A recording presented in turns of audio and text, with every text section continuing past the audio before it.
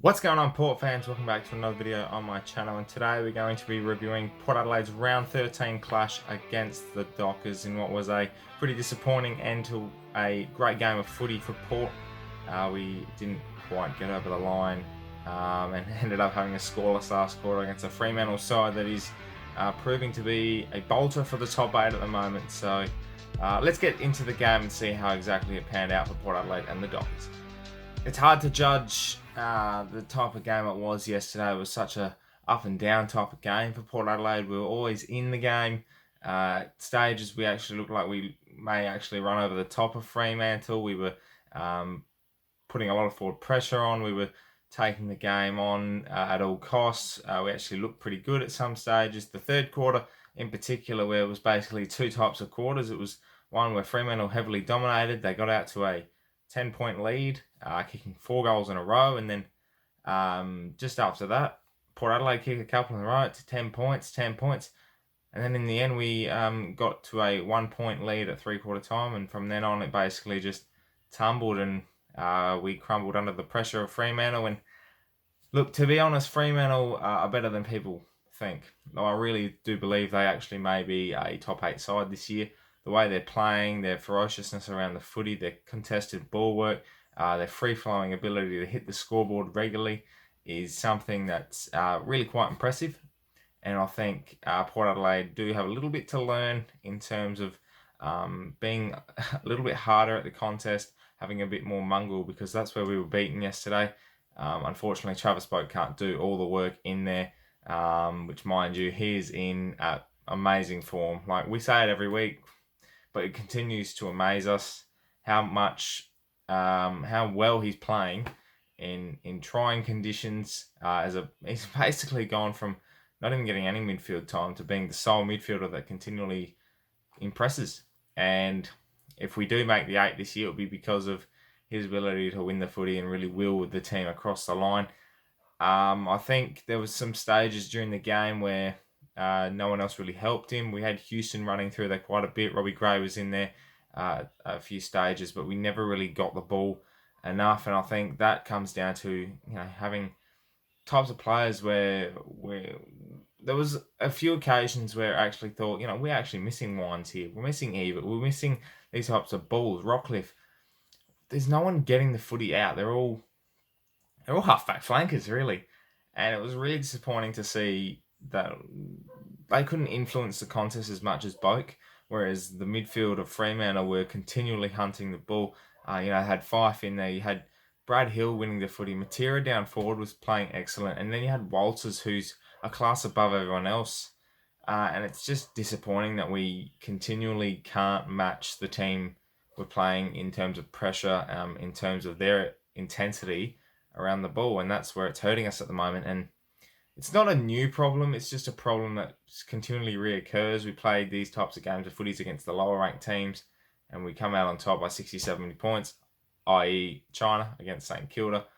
And then there's these types of games where we play teams that are level with us, same ability, or even higher, and we just cannot match them. And I can't pinpoint why. I don't know if it's mindset. I think yesterday's game was definitely lost in the coach's box. I feel, certain decisions during the game.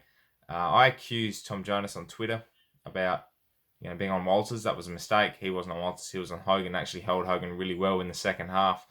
There was, I can't remember who was actually on Walters, but they would just letting him roam. And I think that's more of a credit to Walters' ability, because he was, working his man tirelessly, and he continually got the ball, and he kicked 6 goals, and that was the end result. Was basically he won the game for Fremantle, and he's been a match winner the last couple of weeks, and I think that deserved another 3 votes basically for Walters. He's been sensational, but it's unfortunate.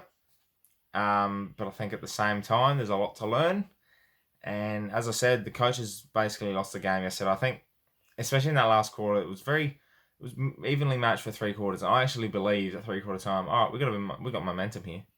We're gonna take this game, and we're gonna run away a couple of goal winners. We didn't even score in the last quarter. We went defensive, and that's the mindset that Ken Hinkley has. Oh, we've got a lead, 1-point lead. Let's go defensive. Let's strangle Fremantle of opportunities, and then when we get the chance out the back, kick a couple of goals. It doesn't work that way. And to play Kane Farrell one out, he's what? How many games did he play? Like 10?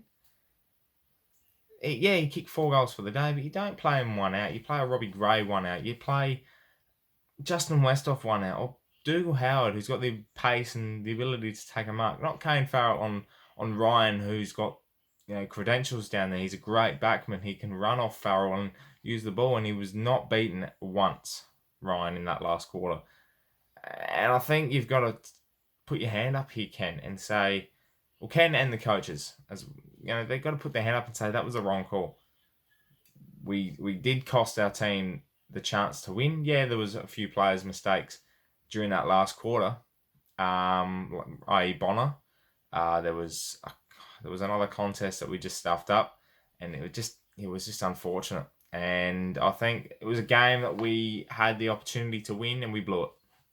And that's the way the season's gone so far. On Kane Farrell, though, how good of a game did he play? 4 goals. The way he kicks the footy, his set shot for goal, it's a delight to watch. He was just accurately kicking goals from set shots. He was running after the ball. He was creating contests. He was taking a couple of really good marks. And yeah, his ability to win the footy and be there, his goal sense is second to none. And I think we found ourselves a little key forward that we can work with in the future. And he's a left footer. And we lack a little bit of class with left foots at the moment. And not bad by Kane Farrell. He should definitely hold his head up high after that performance. He was great. Not going to blame the umpires for yesterday's game. They were definitely heavily favouring Fremantle, but I think, as I said, it was down to the players' ability to win the footy.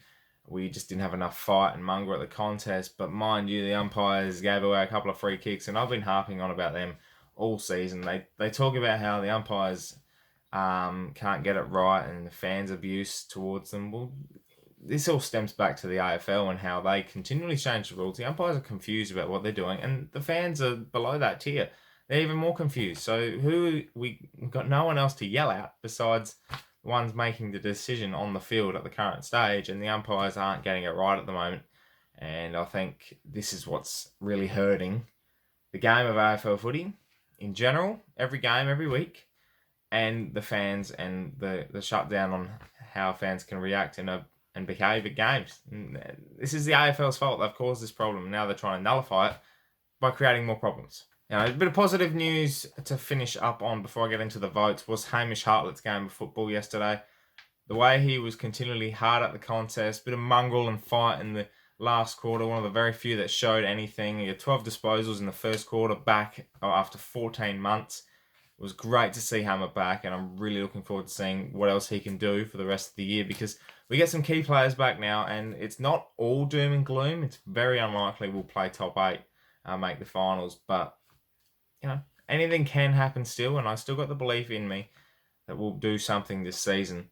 And with Hamish Hartlett's ability to, really get everyone up and about around him, anything can happen. So hats off to Hamish yesterday. He was amazing in his first game back. Which leads me to the votes for round 13. It's very obvious who does get the votes. There was no real standouts other than one man, and I'll get to that in a minute. But one vote does go to Hamish Hartlett. 23 disposals in his first game back after 14 months of continual injury problems, and the big one with the ACL, and his comeback story is phenomenal. So 23 disposals, 5 marks, really inspirational stuff from the vice-captain, and I can see why he's become one of those leaders. So well done to Hamish. 1 vote. 2 votes goes to Kane Farrell, whose ability to hit the scoreboard when we needed it. His set shot goal kicking was phenomenal, and he created a real target up forward for us, which is something we've lacked lately. And as a small forward, bags of goals are hard to come by in Port Adelaide teams, and to kick 4 goals, it's fantastic to see. So well done to Kane Farrell. 3 votes goes to who else? Travis Boak. 36 touches, 1 goal. I think he had like 11 clearances on the day. He was just phenomenal in the middle, willed his team on, and when no one else wanted to, he continued. And that Fife versus Boak matchup, heavyweight to the competition, I said it in my preview, they're not going to go head-to-head trying to nullify each other's influence on the contest. They went head-to-head and tried to create the most influence on the contest, and it was a sight to behold. So well done to both players, but Boke, you get 3 votes. That wraps up this review for round 13. Unfortunately, the boys will be a little bit sad and a little bit disappointed with that result, but I think now we've got an opportunity against Geelong next week.